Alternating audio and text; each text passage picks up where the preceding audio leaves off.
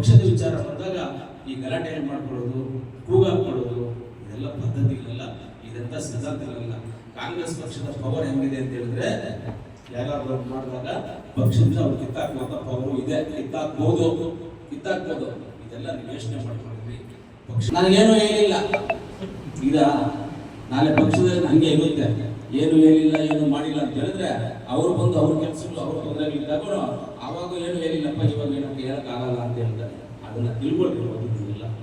ಇವತ್ತು ಕಾಂಗ್ರೆಸ್ ಪಕ್ಷ ಏನು ಅಂದ್ರೆ ದೇಶಕ್ಕೆ ಸ್ವಾತಂತ್ರ್ಯ ತಂದಾಗಿಂದ ದೇಶಕ್ಕೆ ಲ್ಯಾಂಡ್ ಲೈನ್ ಫೋನ್ ತಂದಿರೋದು ನಮ್ಮ ಕಾಂಗ್ರೆಸ್ ಗ್ಯಾರಂಟಿ.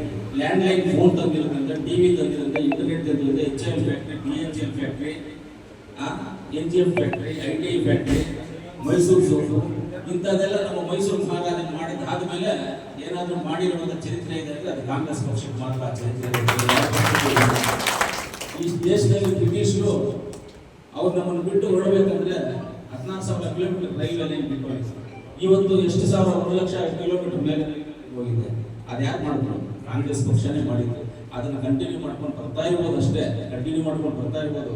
ಕಾಂಗ್ರೆಸ್ ಪಕ್ಷ ಈ ದೇಶಕ್ಕೆ ಅನೇಕವಾದಂಥ ಕೊಡುಗೆಗಳನ್ನು ಕೊಟ್ಟಿರೋದು ಬಿಟ್ಟರೆ ದೇಶಕ್ಕಾಗಿ ಪ್ರಾಣ ಬಿಟ್ಟಿರುವಂಥದ್ದು ಕಾಂಗ್ರೆಸ್ ಪಕ್ಷನೇ. ಗೊತ್ತಾ ಇಲ್ವಾ? ರಾಜೀವ್ ಗಾಂಧಿ ಅವರು ಪ್ರಾಣ ಬಿಟ್ರ, ಇಂದಿರಾ ಗಾಂಧಿ ಅವರು ಪ್ರಾಣ ಬಿಟ್ರ, ಎಷ್ಟು ಜನ ಮಹಾತ್ಮ ಗಾಂಧಿ ಅವರು ಗಾಂಧಿ ಅವರು ದೊಡ್ಡವರು, ಅವ್ರ ಬಗ್ಗೆ ನಾವು ಮಾತಾಡಬಹುದು. ಅವರು ನಮಗೆ ತುಂಬಾ ಇದು ಅವರು, ಯಾಕಂದ್ರೆ ಈ ದೇಶವನ್ನ ಕಾಪಾಡ್ಕೊಂಡು ಬಂದಿದ್ದವರು. ಇವತ್ತು ನಾವು ಪಕ್ಷಕ್ಕೆ ಮಹಾತ್ಮ ಗಾಂಧಿ ಅವರನ್ನ, ಬಾಬಾ ಸಾಹೇಬ್ ಅಂಬೇಡ್ಕರ್ ಅವರನ್ನ ನಾವು ಸೇರಿಸ್ಕೋಬಾರ್ದು. ಅವರು ನಮ್ಮ ರತ್ನಗಳು, ನಮ್ಮೆಲ್ಲ ಡೈಮಂಡ್ಸ್, ಅವರೆಲ್ಲ ಡೈಮಂಡ್ ರಕ್ತದಲ್ಲಿ ಇಟ್ಕೋಬೇಕು. ಅವರೆಲ್ಲ ಡೈಮಂಡ್ಸ್ ನಮಗೆ. ಆ ರೀತಿ ಅನೇಕ ಕಾರ್ಯಕ್ರಮಗಳು ಕಾಂಗ್ರೆಸ್ ಪಕ್ಷ ಕೊಟ್ಟಿದೆ.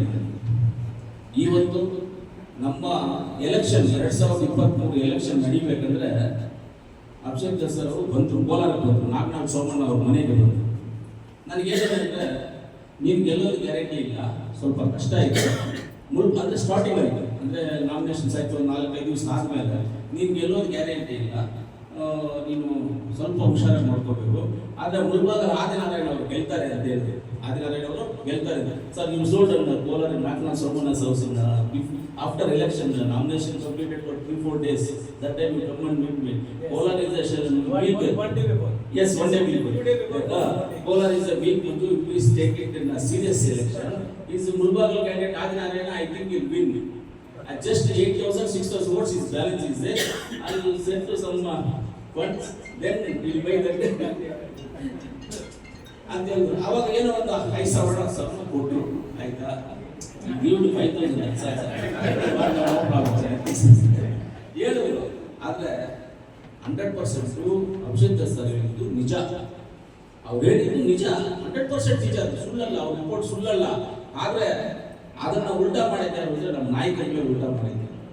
ಎಲ್ಲರೂ ನಮ್ಮ ನಾಯಕರು ಹೆಬ್ಬಳಿ ಹತ್ರ ಕೆಲವರು, 4 ರೋಡಲ್ಲಿ ಕೆಲವರು, ಗುಟ್ಟಲ್ಲಿ ಕಡೆ ಕೆಲವರು, ತಂಬಳ್ಳಿ ಕಡೆ ಕೆಲವರು, ಅಗ್ರಂ ಫಾರೆಸ್ಟ್ ಕಡೆ ಕೆಲವರು, ಈ ಥರ ಹೋಗ್ಬಿಡ್ತು. ಏನು ಮಾಡೋಕ್ಕಾಗಲ್ಲ, ಎಲ್ಲರೂ ಪಾರ್ಟಿ ಮಾಡ್ತಾರೆ. ದಯವಿಟ್ಟು ನಾವು ಹೇಳೋದಷ್ಟೇ. ನಾನು 2019 ಪಾರ್ಲಿಮೆಂಟ್ ಚುನಾವಣೆಯಲ್ಲಿ ಬಿಜೆಪಿ ಮಾಡಿ ಎಲ್ರಿಗೂ ಗೊತ್ತು. ನಾನು ಏನೇ ಮಾಡಿದ್ರು ನಾನು ಗೋಪನಾಗಿ ಹೇಳ್ತೀನಿ, ನಾನು ಅಷ್ಟೇ, ನನಗೆ ಇದೇನಿಲ್ಲ.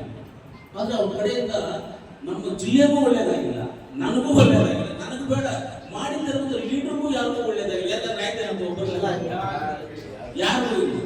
ಆದರೆ ಯಾರಾದರೂ ಒಂದು ಮನುಷ್ಯ ಕಾಂಗ್ರೆಸ್ ಪಕ್ಷದ ಕಾರ್ಯಕರ್ತರನ್ನ ಯಾರಾದರೂ ಮುಗಿಸುವಂತ ಒಂದು ಪಕ್ಷ ಇದೆ ಅಂತಂದ್ರೆ ಅದು ಕಾಂಗ್ರೆಸ್ ಪಕ್ಷ ಒಂದು ಮಾತ್ರ.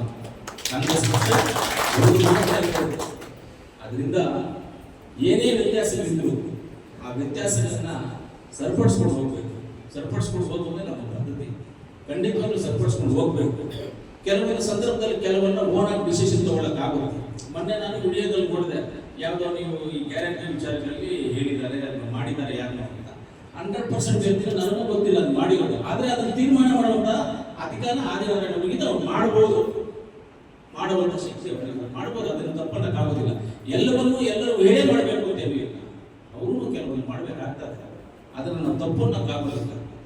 ಅದನ್ನ ನಾವು ತಪ್ಪು ಅಂತ ತಿಳ್ಕೊಂಡ್ರೆ ಚೆನ್ನಾಗೂ ಇರೋದಿಲ್ಲ. ಅದನ್ನ ನಾವೇನ್ ಮಾಡಬೇಕು, ಆ ಉದ್ದೇಶದಲ್ಲಿ ಏನೋ ಮಾಡಿದ್ದಾರೆ, ಏನೋ ಇದೆ, ಅಲ್ಲಿ ತಪ್ಪುಗಳಾದಾಗ ನಾವು ಮಾತಾಡ್ಬೋದು. ಆದ್ರಿಂದ ಪಕ್ಷದ ವಿಚಾರ ಬಂದಾಗ ಈ ಗಲಾಟೆ ಮಾಡ್ಕೊಳ್ಳೋದು, ಕೂಗಾಕೊಳ್ಳೋದು ಇದೆಲ್ಲ ಪದ್ಧತಿಗಳೆಲ್ಲ. ಇದೆಂತ ಸಿದ್ಧಾಂತಗಳಲ್ಲ.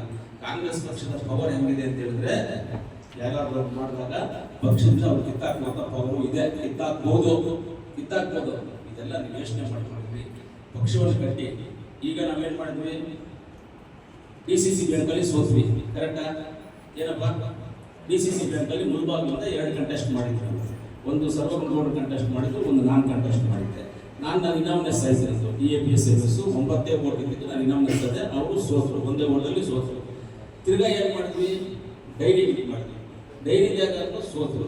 ಡೈರಿಗಾದಾಗ 100% ಸೋಲುವಂತ ಕ್ಯಾಂಡಿಡೇಟ್ ಎಲ್ಲ ಗೆಲ್ತಾ ಇದ್ರು. ಅದರಲ್ಲೂ ನಮ್ಮವ್ರಿಗೆ ಕೆಲವರು ಕೈವಾಡ ಇದೆ. ಆ ಕೈವಾಡದಿಂದ ಸೋತಿದ್ದಾರೆ. ಪರವಾಗಿಲ್ಲ, ಸಂತೋಷ. ಸೋಲು ಗೆಲುವು ಇದ್ದೇ ಇರುತ್ತೆ, ಅದೇನು ಕಾಮನ್ ಆಗಿರುತ್ತೆ. ಸೋಲು ಗೆಲುವು ಕಾಮನ್ ಆಗಿರ್ತದೆ. ಆದ್ರೆ ಇನ್ನು ಮೇಲೆ ಆದರೂ ಗುಲ್ಬರ್ಗ ತಾಲೂಕಲ್ಲಿ ಪಾರ್ಟಿ ಕಟ್ಟಬೇಕಾಗಿಲ್ಲ. ಕಟ್ಟಿರೋದನ್ನು ಉಳಿಸ್ಕೊಟ್ರೆ ಸರ್, ಕಟ್ಟಿರೋದನ್ನ ಉಳಿಸ್ಕೊಟ್ರೆ ಸರ್.